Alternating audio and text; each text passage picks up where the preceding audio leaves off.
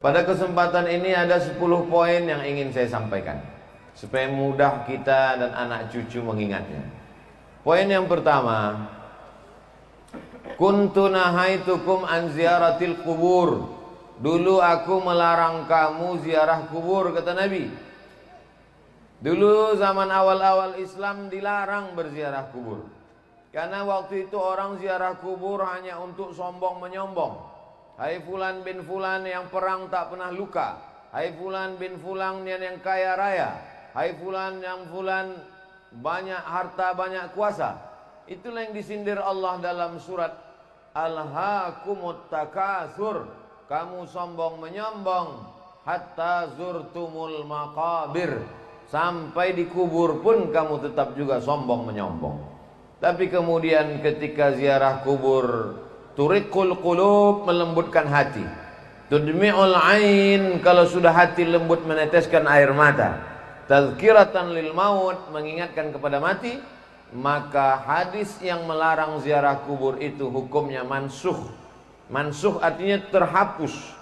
Maka kata Nabi, fazuruha, silahkanlah kamu berziarah kubur. Maka Nabi SAW menziarahi kubur ibunya Aminah, dan dia dibawa oleh Aminah menziarahi kuburnya ayahnya Abdullah. Dan Nabi beberapa hari menjelang sebelum meninggal dunia berziarah ke makam sahabat syuhada Uhud. Kalau kita ke Masjid Nabawi terus berjalan ke belakang sampailah di Uhud. Nabi berziarah ke Uhud beberapa hari menjelang menghadap Allah Subhanahu wa taala, seolah-olah dia mengucapkan selamat tinggal kepada orang-orang yang ada di Uhud. Jadi tentang masalah ziarah kubur tak ada ikhtilaf di antara ulama. Kita boleh berselisih pendapat kalau pada masalah itu ada ikhtilaf. Boleh kata Maliki, tak boleh kata Hambali. Boleh kata Syafi'i, tak boleh kata Hanafi. Adapun tentang ziarah kubur, maka hadis qauli, hadis fi'li. Hadis qauli, fazuruha, ziarah kuburlah kamu. Hadis fi'li, perbuatan Nabi Muhammad SAW. Maka tak ada yang bisa mengelak daripada berbuat perbuatan ziarah kubur, karena dua-dua dalil menunjukkan tentang disunnahkannya berziarah ke makam orang-orang beriman. Ini poin yang pertama. Poin yang kedua, Nabi SAW tidak menyebutkan waktu tertentu, tak menyebutkan batas tertentu. Maka ini pernah ditanyakan kepada ulama Al-Azhar namanya Syekh Atiyah Saqar. Beliau menjawabnya dalam kitab Fatawa Al-Azhar. Syekh, apa hukumnya berziarah pada waktu tertentu menjelang Ramadan, pagi Idul Fitri? Maka kata Syekh Atiyah Saqar, berziarah kubur itu hukumnya umum, maka berlakulah hukum umum. Jadi orang berziarah terserah dia, mau pagi, mau petang, mau siang, mau malam, mau menjelang Ramadan, mau di bulan Ramadan, mau menjelang Idul Fitri, mau di pagi Idul Fitri, maka silakan ziarah. Adapun hadis yang melarang, la'anallahu zuwaratil kubur, Allah melaknat perempuan yang berziarah kubur. Bunyi kalimatnya, Allah melaknat zuwaratil kubur, perempuan yang ziarah kubur. Maka sesungguhnya di situ ada kronologisnya. Ada seorang perempuan, anaknya meninggal, lalu dia ziarah pagi, ziarah petang, ziarah siang, ziarah malam untuk mempersedih-sedih diri. Ada seorang perempuan yang suaminya meninggal, diziarahinya tiap hari hanya untuk membuat dirinya semakin berduka, semakin bersedih, lalu kemudian niyahah meratap. Maka Nabi mengatakan, la'anallahu zuwaratil kubur, Allah melaknat mereka yang selalu ziarah kubur hanya untuk mempersedih-sedih diri. Adapun berziarah kubur untuk mengambil pelajaran, maka sesungguhnya kita amat sangat dianjurkan. Waktunya tidak terikat dengan apapun, maka bebas kapan saja. Hari baik, bulan mulia.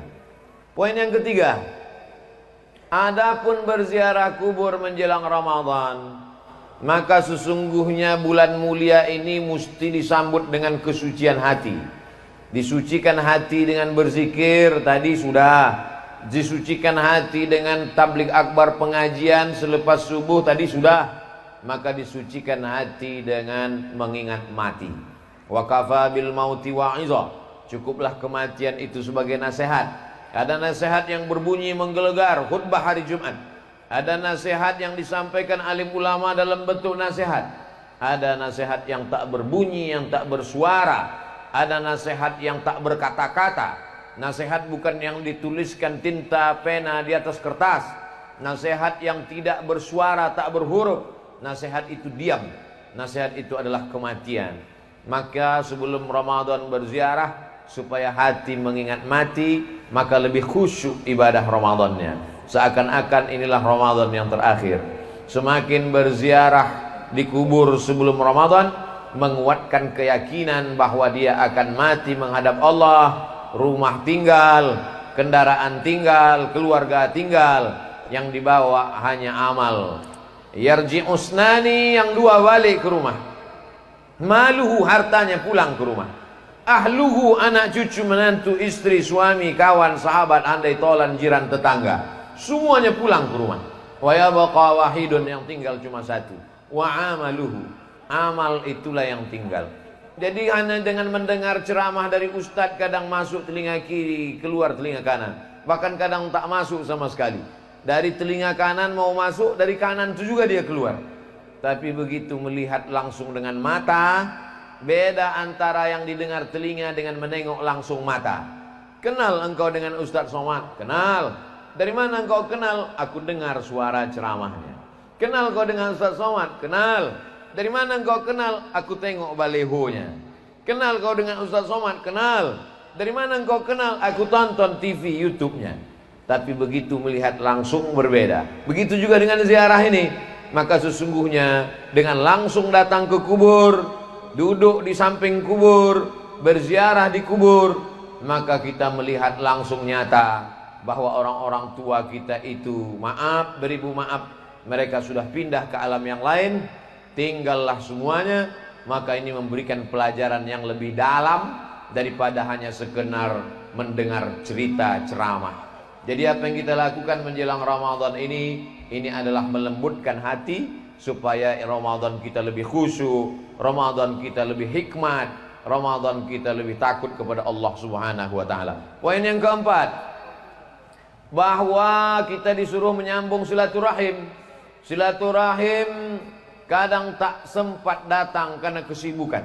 Tapi dengan ziarah kubur, mau tak mau, suka tak suka, orang langgam yang merantau ke Pekanbaru, ke luar kota, hari ini kembali. Ada ikatan emosional, mengingat ayah, emak, datuk, nenek, mengenang saudara mara, mendengar sahabat kerabat, maka dia balik berjumpa.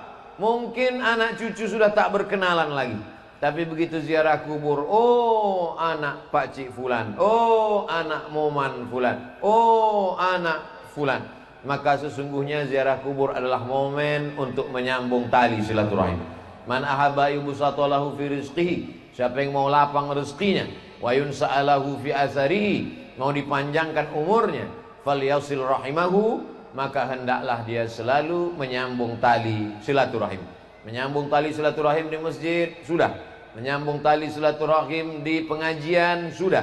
Hari ini menyambung tali silaturahim kepada anak cucu, sahabat, kerabat, kenalan, orang sekampung yang selama ini tak jumpa. Bertahun-tahun satu kota, sama-sama tinggal di Pekanbaru, bisa tak jumpa. Tapi hari ini di Langgam bisa berjumpa. Kenapa? Karena ada yang dituju, orang yang dikenang, budi baiknya tak dapat dibalas. Maka hari ini bukan sekadar datuk-datuknya saja yang dulu bersilaturahim di Langgam dalam keadaan hidup. Sekarang anak cucu cicitnya pula datang menyambung silaturahim.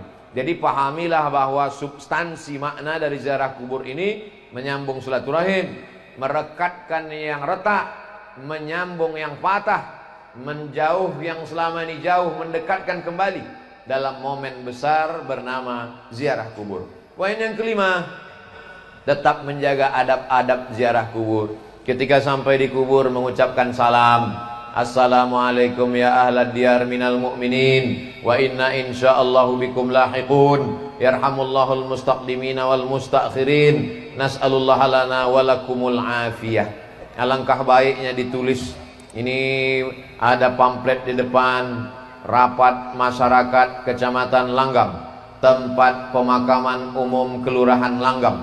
Tulisan-tulisan lambang Kabupaten Pelalawan, cantik indah.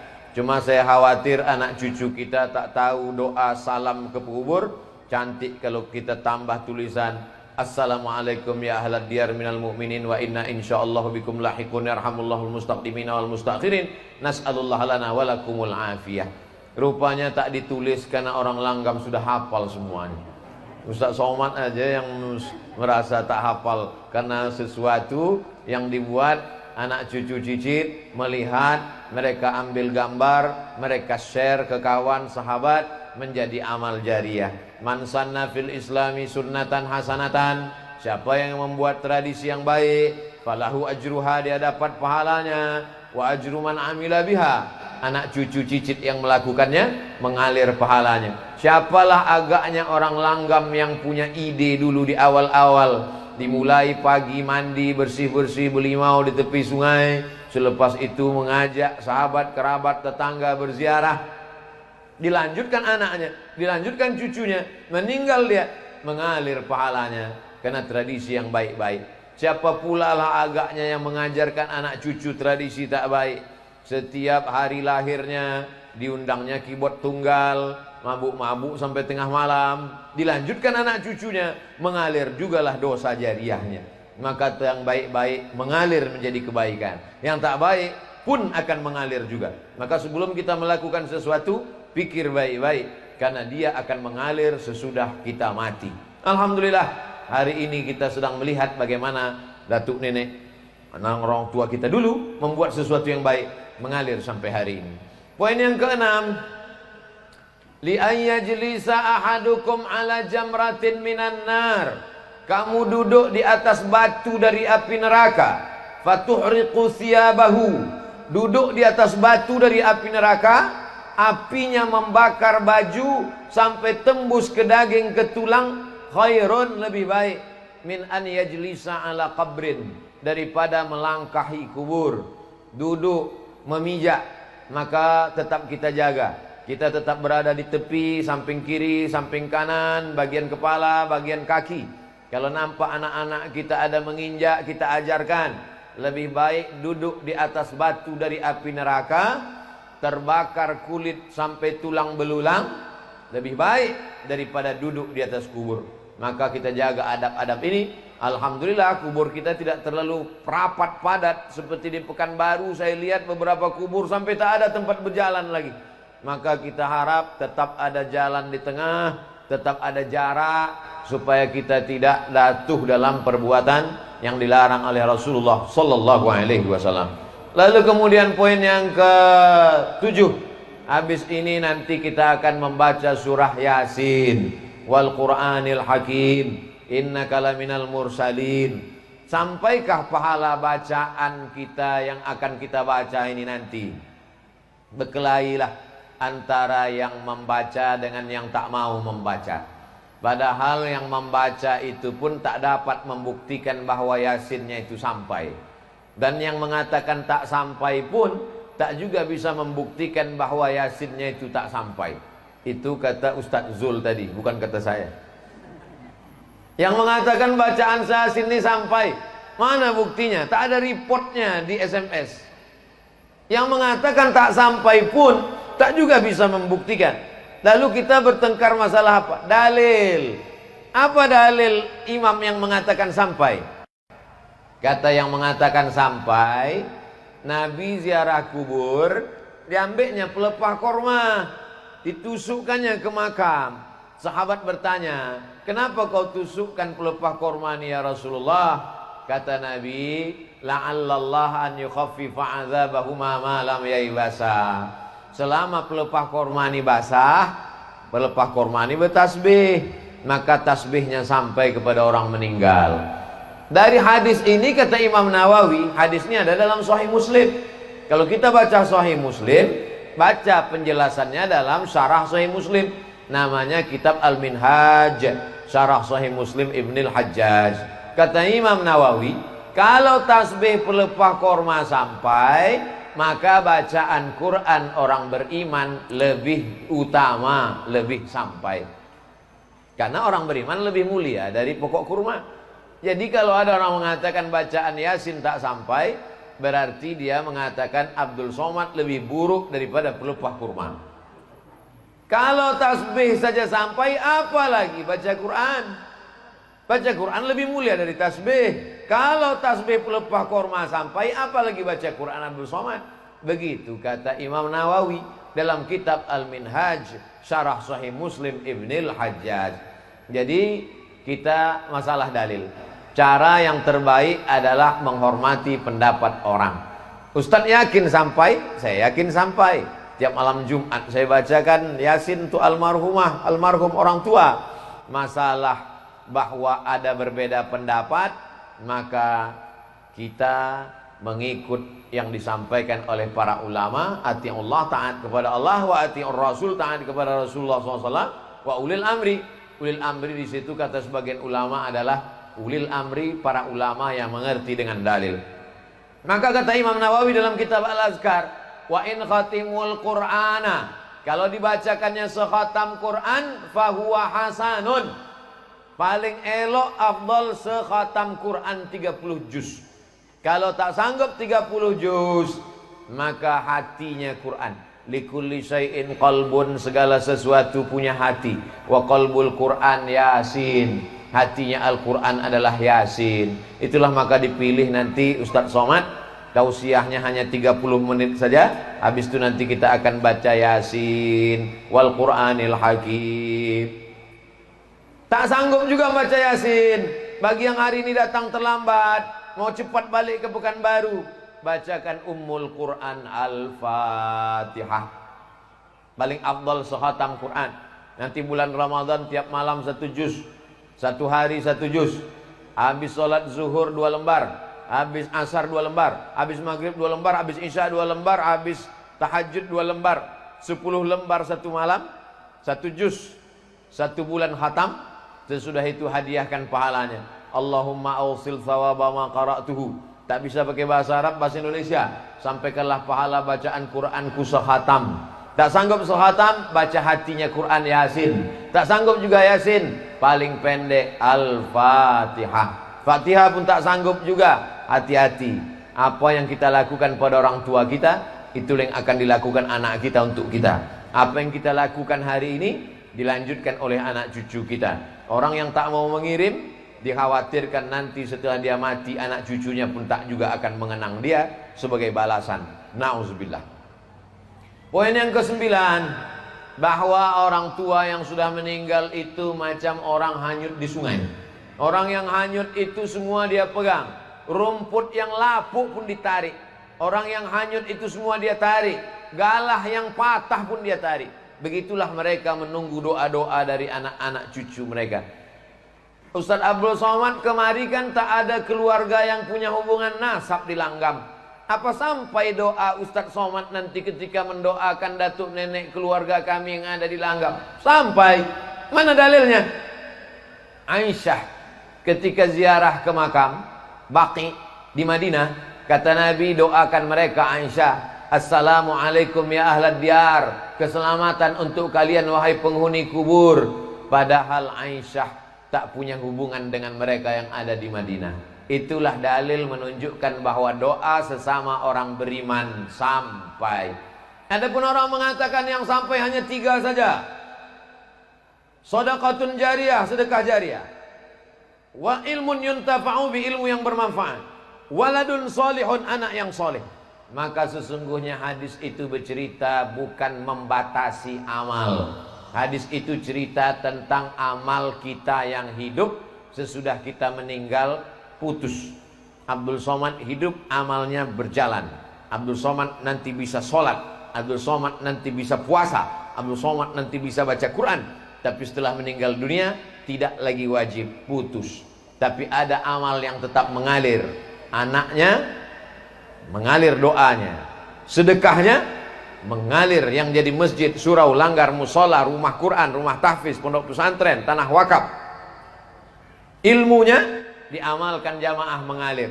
Jadi maksudnya amal kita mengalir. Adapun amal orang hidup kepada orang meninggal dunia, maka tak ada ikhtilaf. Kalaulah amal orang hidup tak sampai kepada orang meninggal dunia, maka tak ada solat jenazah. Karena solat jenazah itu adalah amal orang hidup kepada orang meninggal. Kalau ada orang nanti menolak, jangan kau doakan karena doamu tak sampai. Kalau begitu nanti dia mati, jangan disolatkan jenazah, karena solat jenazah adalah doa orang hidup kepada orang meninggal. Abdul Somad meninggal dunia, lalu kemudian orang langgam datang mendoakan, Allahumma ighfir lahu warhamhu wa'afi. Allahu Akbar, Al-Fatihah. Allahu Akbar, selawat. Allahu Akbar, Allahumma ighfir lahu warhamhu wa'afi wa'fu anhu. Allahu Akbar, Allahumma la tahrimna ajrahu. Maka takbir kedua dengan takbir ketiga dengan takbir keempat, takbir yang pertama baca Quran, Al-Fatihah, itu menunjukkan Al-Fatihah sampai. Takbir yang kedua salawat, zikir, itu menunjukkan zikir sampai. Takbir ketiga keempat doa, itu menunjukkan doa sampai dari orang hidup kepada orang meninggal dunia. Karena yang sholat jenazah itu semuanya orang hidup, dan semuanya tak punya hubungan nasab kepada yang meninggal. Yang punya hubungan nasab, yang tak punya hubungan nasab, sama-sama sampai. Ini menurut argumentasi para ulama yang mengatakan sampai.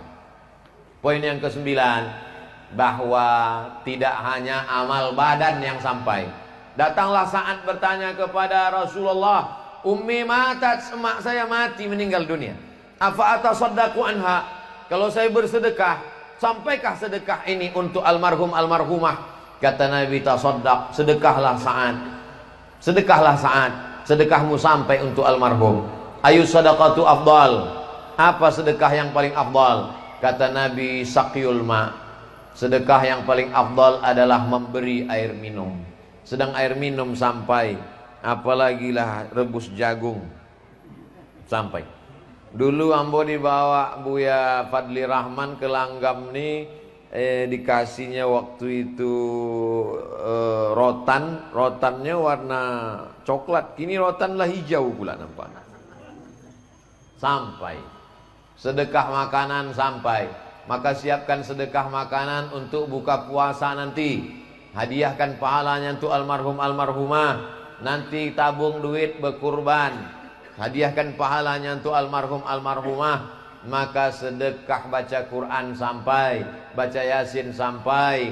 Begitu juga dengan sedekah kurban sampai. Begitu juga kurban, mana dalilnya kurban itu sampai Buya?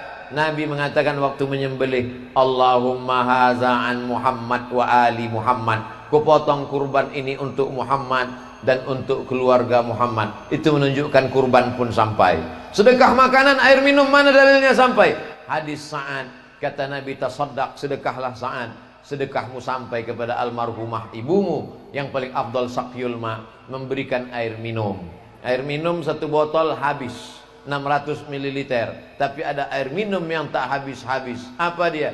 Itulah tadi peresmian toilet kamar mandi. Ustaz Somad sebelum ziarah dipersilakan singgah dulu. Kata saya, wudhu saya belum batal lagi. Ini wudhu seremonial. Karena ada orang Langgam yang bersedekah toilet, WC 2 pintu, lalu kemudian keran air wudhu, lalu kemudian saya pun berwudhu di sana untuk membangkitkan syiar. Karena gambar Ustadz ini nanti akan dilihat oleh orang Langgam, supaya mereka pun akan berpikir, yang merantau dia semakin semangat cari duit, tapi tujuannya bukan mengejar dunia. Dia akan balik membangun rumah Quran, dia akan balik membuatkan wakaf WC, wakaf tempat wudhu. Sampai hari kiamat orang berwudhu di tempat wudhu tadi. Tak tahu tak siapa membeli semennya, tak kenal saya tak siapa yang membuat. Sampai hari ini tak tahu saya siapa yang membuat tempat wudhu tadi. Tapi nanti yang bersebaran fotonya, foto Abdul Somad sedang berwudhu di Langgam. Maka lama-lama memang datang comeh ambo dalam hati. Abdul Somad tanda tangan masjid secara seremonial, wudhu secara seremonial. Ambo khawatir nanti kata malaikat, Abdul Somad silakan masuk ke surga secara seremonial gitu.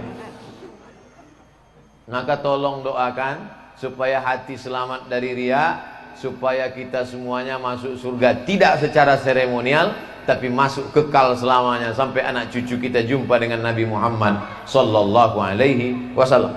Bagi yang duitnya banyak, habis Covid corona nanti dia pergi haji. Haji kan orang tua, haji pun sampai. Mana dalilnya haji sampai? Sahabat Nabi haji, labbaik Allahumma subrumah, ambo hajikan subrumah. Kata Nabi, subrumah kau siapa? Subrumah akhi, saudaraku. Kau hajikan subrumah? Ya. Kau udah haji atau belum? Belum. Kata Nabi, hajikan dirimu dulu, baru hajikan subrumah. Itu orang dulu. Orang dulu lebih mau menghajikan saudaranya sampai lupa dirinya. Orang sekarang haji bolak-balik, lupa saudaranya. Maka sesungguhnya Quran yang kita baca sekarang sama dengan Quran yang dibaca Nabi. Hadis yang kita baca sekarang sama. Bedanya adalah perasaan dalam diri kita. Maka haji sampai, kurban sampai, sedekah air minum sampai, bacaan doa sampai. Nanti kita akan tahlil la ilaha illallah, la ilaha illallah. Sampaikah tahlil kita itu? Sampai. Mana dalilnya? Tasbih pelepah korma sampai. Ada yang lebih afdal daripada tasbih, afdaluz zikri la ilaha illallah. Kalau tasbih subhanallah subhanallah subhanallah sampai, maka tahlil la ilaha illallah pun lebih utama untuk sampai. Beda anak kandung sama anak orang lain. Kalau anak kandung, bapak-bapak, ibu-ibu yang hari ini ziarah ke makam ayahnya, ke makam amaknya, cucu yang ziarah ke makam datuk, otomatis sampai.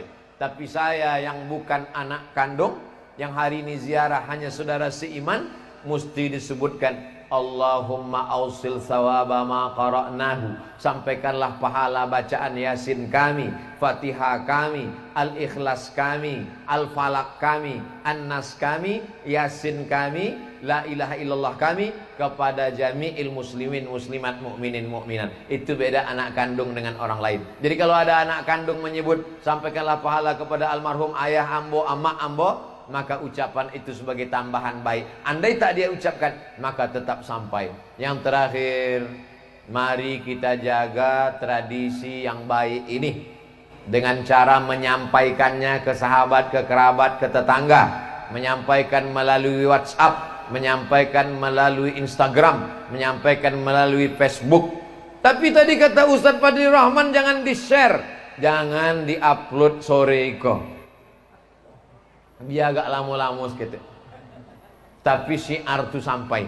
Maka nanti anak cucu yang sudah lama tak ziarah meleleh air matanya. Ustaz Somad, ambo potong ziarah ke makam abang ambo, lalangnya setinggi toga.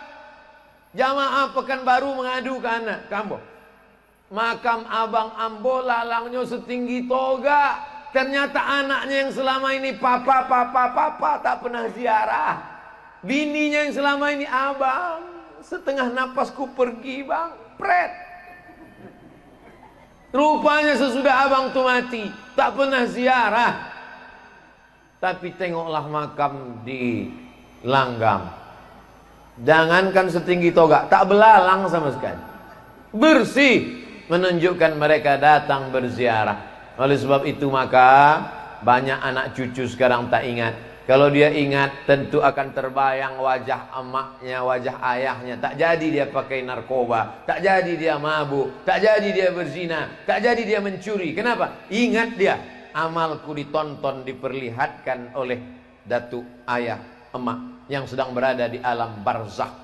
Semua datuk, nenek, moyang, ayah, ibu, kawan yang ada di sini sedang melihat kita, sedang menonton kita. Kita tak bisa melihat mereka, mereka bisa melihat kita. Mereka berada di alam barzakh. Barzakh artinya sempadan, batas. Mereka tidak disebut akhirat karena dunia belum kiamat. Mereka tidak disebut dunia karena mereka sudah meninggal. Kita di dunia karena belum meninggal. Mereka tak disebut akhirat karena belum kiamat. Pemisah antara dunia dengan akhirat namanya alam barzakh. Dan mereka sekarang sedang berada di alam barzakh. Alam kubur karena mereka di dalam kubur. Tapi ada yang tak dikubur. Siapa itu? Orang yang mati dimakan harimau, orang yang mati dimakan buaya. Mana ada kuburnya? maka mereka berada di alam barzakh sampai masanya nanti mereka akan dihidupkan lagi. Itulah maka dibaca surat Yasin, karena dalam Yasin itulah diceritakan bahwa yang mati akan hidup lagi. Cukup dengan satu perintah, innama amruhu iza arada syai'an ayakula lahu kun fayakun. Kita akan bangkit nanti menghadap Allah Subhanahu wa taala. Silakan mabuk, silakan mencuri, silakan makan haram, silakan hidup macam menjadi Firaun, silakan menjadi orang yang angkuh dan sombong, tapi ingat, kau akan mati dimakan cacing tanah. Yang kekal abadi hanya amal soleh. Tanah yang kau wakafkan, masjid yang kau bangun, rumah Quran yang kau buat, anak yatim yang kau sekolahkan, anak cucu yang dimasukkan ke pesantren, program agama yang dikembangkan, itu sajalah yang mengalir sesudah kematian. Itulah 10 poin, mudah-mudahan bermanfaat. Sesuai dengan janji 30 menit, mari kita khusyuk, dibimbing oleh Tuan Imam, tahtim, tahlil, zikir dan yasin. Terima kasih, mohon maaf. Wassalamualaikum warahmatullahi wabarakatuh.